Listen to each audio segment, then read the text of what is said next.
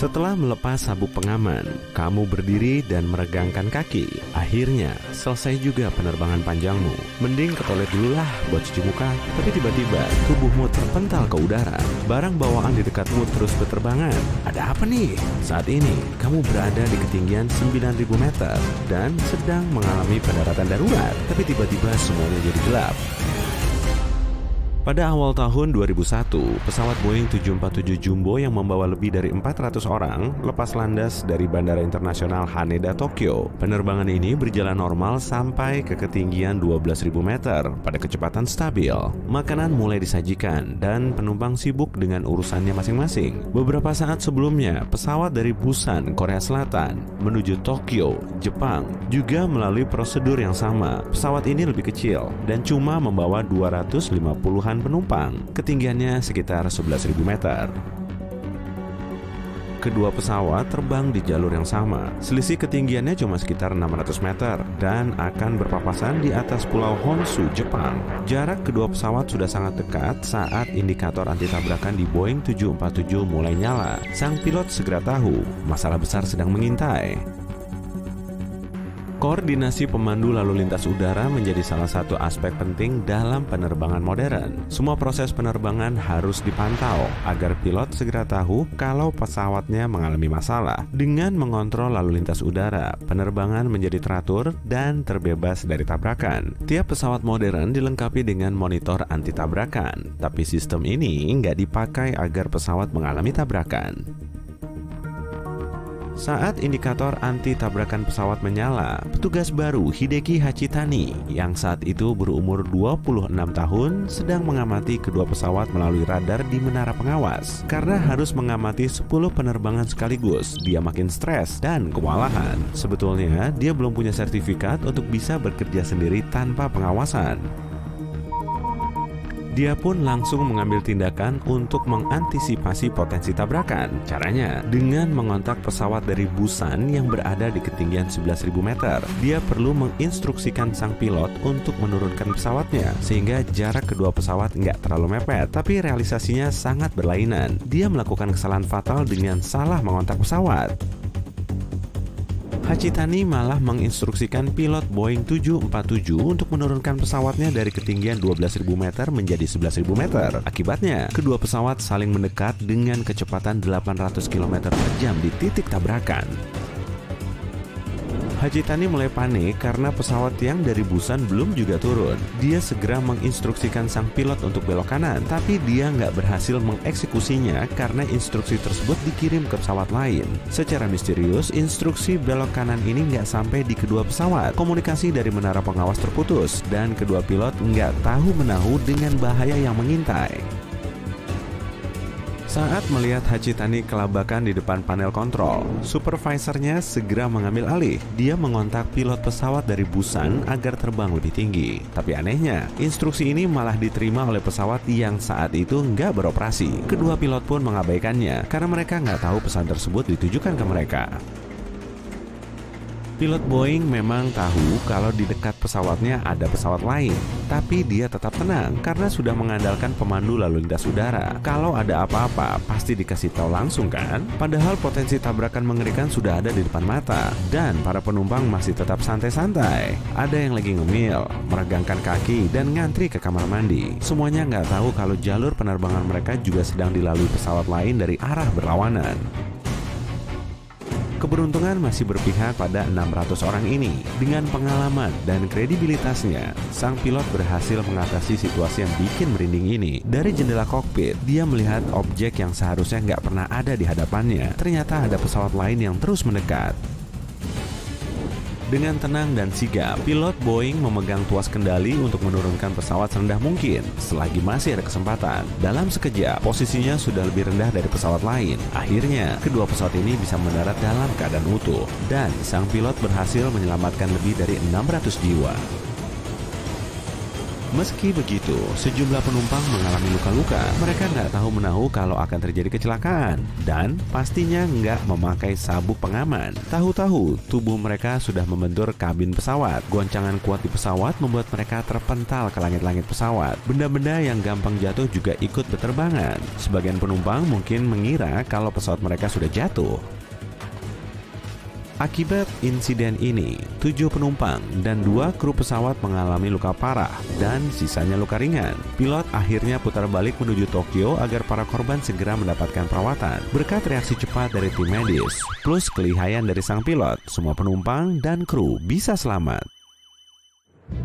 Tiap kali naik pesawat, kamu melesat di udara dengan kecepatan 800 km per jam, terkukung di dalam silinder logam yang rapuh. Tubuhmu dikepung oleh motor raksasa dan melambung setinggi 10-11 km di atas tanah. Kalau sampai pesawatnya kenapa-napa, kemungkinanmu untuk selamat sangatlah tipis. Saat mendarat di Teluk Hudson, para pilot memperlihatkan skill level dewa mereka dalam menghadapi situasi sulit. Pada tanggal 15 Januari 2009, penerbangan 1549 berangkat dari New York menuju North Carolina. Pesawatnya dipiloti oleh Chesley Sullenberger. Ia seorang mantan pilot jet yang beralih profesi menjadi pilot pesawat komersil sejak tahun 80-an. Cuaca saat itu sangat cerah. Penerbangan ini biasa mengangkut 155 penumpang. Tapi hari itu ada hal yang nggak biasa terjadi. Saat mencapai ketinggian 900 meter, pesawat menabrak sekawanan angsa Kanada. Angsa ini menghantam badan pesawat dan ada yang nyangkut di kedua mesin pesawat. Saat tahu kalau kedua mesinnya nggak berfungsi, Sullenberger langsung menghubungi pemandu lalu lintas udara. Lalu mereka menginstruksikan agar dia mendarat lagi di bandara. Hah? Mana mungkin? Dua mesinnya aja udah mati. Di landasan pacu juga ada penghalang. Mana bisa mendarat dengan kondisi begini? Dia harus mengatasi situasi ini agar para awak dan penumpang bisa selamat. Tentu saat itu pesawatnya nggak bisa terbang di ketinggian normal, jadi dia perlu menurunkannya serendah mungkin sampai-sampai pesawatnya melintasi jembatan George Washington cuma pada ketinggian 270 meter. Situasinya memang sangat mengkhawatirkan. Sullenberger melihat sungai Hudson makin dekat saat pesawatnya melaju secepat 220 km per jam. Nggak ada pilihan lain selain mendarat di situ. Para petugas di menara pengawas terkaget-kaget mengetahui langkah beraninya. Tapi apa boleh buat? Para pilot terbiasa mendaratkan pesawatnya di landasan pacu, bukan di atas sungai. Nah, bisa kebayangkan sulitnya pendaratan di situasi ini kayak apa? Sullenberger perlu berpikir jernih agar bisa mendarat dengan mulus. Ekor pesawat harus bisa menyentuh air sebelum moncongnya. Kalau sampai kebalik, mesinnya akan makin rusak.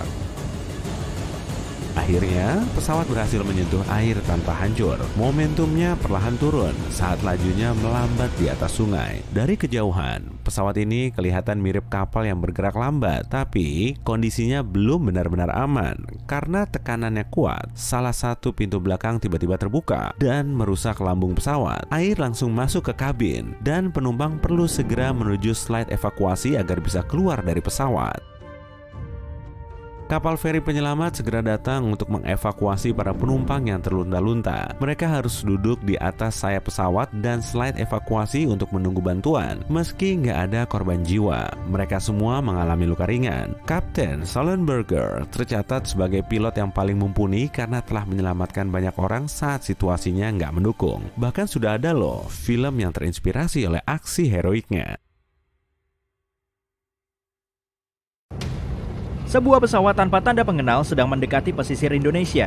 Ini bukan waktu paling aman dan operator penerbangan paham. 2 jet tempur mengangkasa hendak menembak jatuh pesawat tak dikenal itu.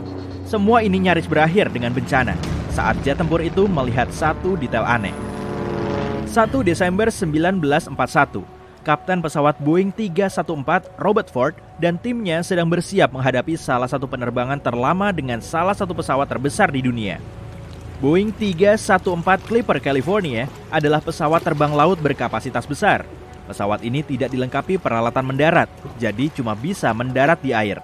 Panjangnya 30,5 meter dan rentang sayapnya 45,7 meter. Ini lebih dari tinggi bangunan bertingkat 6. Dan di atas pesawat ini ada restoran, area istirahat, dan bahkan kamar dengan ranjangnya. Meskipun ukurannya besar, Clipper California bisa tetap mengudara selama lebih dari 18 jam. Kapten Ford tidak curiga dengan apa yang akan dihadapinya. Dia memasuki pesawat. Penerbangan berangkat dari San Francisco ke Auckland, Selandia Baru. Perhentian pertama adalah Los Angeles. Sejauh ini aman. Perhentian berikutnya adalah Pearl Harbor. Penerbangan berjalan baik. 7 Desember 1941.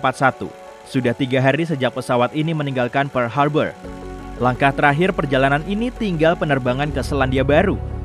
Saat itu, Kapten Ford menerima perintah untuk mengembalikan pesawat ke pangkalan sekutu terdekat.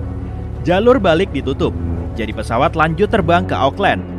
Clipper mendarat dengan selamat di Bandara Auckland dan menerima perintah yang sepertinya mustahil. Robert Ford dan timnya harus mengecat semua tanda registrasi dan pengenal di pesawat dan mengirimkannya ke LaGuardia, New York, lalu terbang melintasi dunia. Ini adalah rute sejauh 37.000 km yang belum dipetakan. Sepanjang sejarah penerbangan saat itu, belum ada yang pernah menempuh jarak sejauh itu. Tim tidak memiliki peta atau peralatan navigasi modern. Mereka tidak mengenal negeri yang akan mereka lintasi. Mereka tidak tahu siapa yang mungkin ditemui dalam perjalanan dan di bandara mana mereka akan mendarat. Mereka harus merawat dan memperbaiki pesawat, mengekstrasi bahan bakar, dan merencanakan rute sendiri. Di saat yang sama, mereka hampir tidak punya uang. Setelah mendapat perintah itu, tim langsung pergi ke perpustakaan Auckland. Mereka mempelajari semua atlas dan peta untuk merencanakan penerbangan terperinci. Pertama, mereka harus pergi ke Australia, lalu terbang ke Afrika di sepanjang pesisir Asia. Kemudian, mereka harus pergi ke Amerika Serikat. Kru mengecat semua tanda pada pesawat dan bersiap-siap untuk lepas landas. Untunglah sebelum dimulai, seorang bankir mengetahui situasi mereka dan memberi mereka uang $500 atau senilai 7 juta rupiah. Pesawat itu lepas landas. Tim tidak sadar bahwa mereka lupa mengecat gambar bendera Amerika. Dalam beberapa hari lagi, hal ini justru akan menyelamatkan mereka. Sebelum ke Australia, mereka terbang ke Kaledonia Baru guna mengevakuasi sekelompok orang dari sana menuju ke Australia. Operasi itu berhasil. Di Australia, tim harus mengisi ulang bahan bakar pesawat. Mereka tidak menemukan alat angkut khusus bagi Clipper di bandara itu, maka kru itu sendiri yang mengangkut 800 kaleng bensin. Dan disinilah detail pentingnya. Boeing 314 tidak menggunakan bahan bakar konvensional, melainkan harus diisi dengan bensin aviasi beroktan tinggi. Pagi-pagi benar, pesawat Clipper lepas landas dan menuju Indonesia. Penerbangan berjalan lancar, mereka sedang mendekati bandara. Sementara kapten pangkalan tempat Clipper seharusnya mendarat melihat sebuah pesawat tak dikenal. Dia tidak tahu siapa yang menerbangkan dan dari mana asalnya. Tak ada yang memberinya peringatan tentang hal ini. Mungkin ini pesawat musuh. 2 jet tempur mengudara. Mereka mendekati Clipper dan tidak melihat tanda pengenal apapun di badan pesawat itu. Kedua pilot itu sudah akan menyerang, tapi pada saat itu mereka melihat gambar bendera Amerika. Kalau Robert Ford tidak lupa mengecatnya, semuanya akan berakhir buruk bagi dia dan krunya. Kedua jet tempur itu mengizinkan pendaratan. Clipper mendarat di air. Sebuah perahu berlayar ke arahnya untuk menjumpai kru pesawat, tapi berhenti.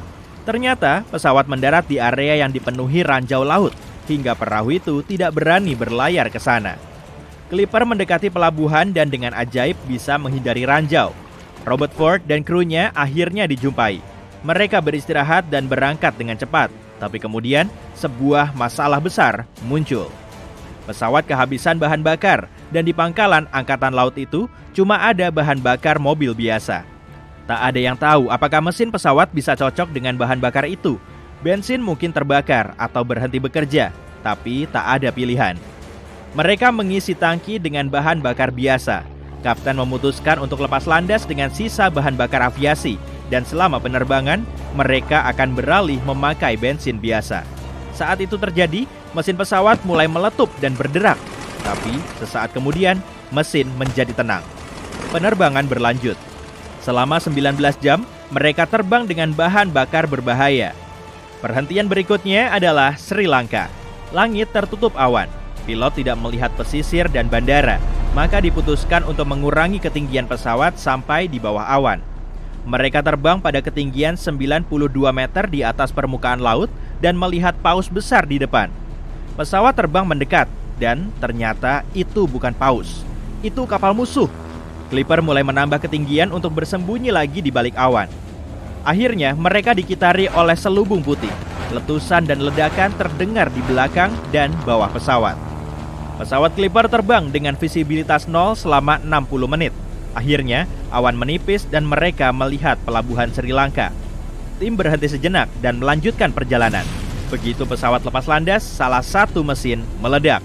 Untungnya, mereka belum jauh dari pelabuhan, jadi mereka berhasil mendaratkan pesawat itu di air dan memperbaiki mesin. Clipper melanjutkan misinya. Sekarang, tim Robert Ford terbang di atas daratan. Ini sangat berisiko, karena pesawat tidak dilengkapi dengan alat pendarat dan tidak bisa mendarat di tanah dengan aman. Akhirnya, mereka sampai di Kongo. Tim sangat gembira di sana. Mereka memulihkan kekuatan, beristirahat, dan yang paling penting, memperoleh bahan bakar aviasi beroktan tinggi. Semua berjalan baik, tapi ada cobaan lain di depan. Sekarang, para penerbang itu harus menempuh jarak terjauh dalam perjalanan mereka. Perhentian berikutnya adalah sebuah kota pelabuhan di Brazil, dan jaraknya 5.600 km melintasi laut. Jarak penerbangan maksimal pesawat Boeing itu adalah 5.900 km. Penyimpangan apapun dari rute ini atau angin haluan kencang bisa dengan mudah mencegah pesawat sampai di pelabuhan itu. Karena khawatir, kru memuat bahan bakar tambahan ke dalam pesawat. Mereka meninggalkan Kongo, lepas landas di sepanjang sungai yang sempit.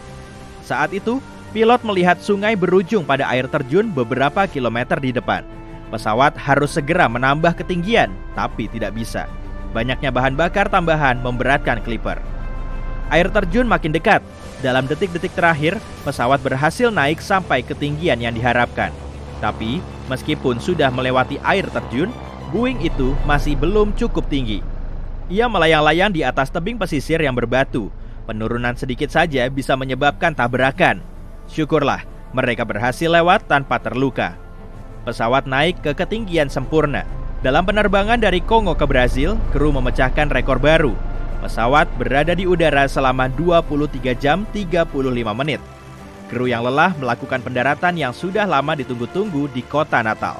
Tapi istirahat tidak berlangsung lama. 2 jam kemudian mereka mengangkasa dan menuju perhentian berikutnya, sebuah pangkalan udara di Panama. 6 Januari 1942, pukul 5:54, Boeing 314 yang sudah melegenda itu mendekati LaGuardia, New York. Tim sudah tidak sabar ingin segera menyelesaikan perjalanan mereka. Mereka menghubungi petugas dan diberitahu bahwa mereka cuma bisa mendarat setelah jam 7 pagi, sebab bandara baru mulai beroperasi di jam itu. Selama 1 jam, Robert Ford dan krunya berputar-putar di udara. Mungkin itu adalah waktu terlama dalam hidup mereka. Akhirnya, misi selesai. Boeing 314 menjadi pesawat penumpang pertama yang terbang hampir mengelilingi dunia. Penerbangan panjang itu berlangsung lebih dari sebulan. Pesawat ini menghabiskan waktu 209 jam atau 8 hari di udara. Selama itu, pesawat tersebut menempuh jarak lebih dari 48.200 km dan melakukan 18 pendaratan.